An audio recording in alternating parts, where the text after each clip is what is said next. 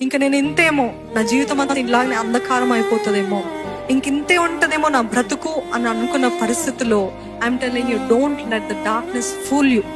రాత్రంతా కన్నీరు ఉన్నప్పటికీ ఉదయాన ఏమొస్తుందండి? సంతోషం. రాత్రికి సాదృశ్యము కన్నీరు, నిరాశ, కృంగుదల, గందరగోళము, కేయాస్ ఇవన్నీ ఉంటాయి.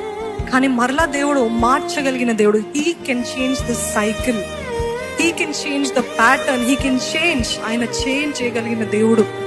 ఈరోజు నమ్మి ముద్ర వేసేస్తుంటే మీ నోటితో మీరే ముద్ర వేస్తున్నారు. ఇంతే నా జీవితము, ఇంతే నా కుటుంబము అని అంటే you are giving power to the situation. ఆ పరిస్థితికి మీరే శక్తిని, ఇంకా అగ్ని లేకపోతే నూనె పోస్తున్నారేమో అగ్నిలో.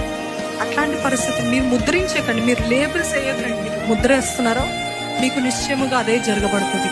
అందుకని ఏం మాట్లాడుతున్నారో జాగ్రత్తగా పలకండి.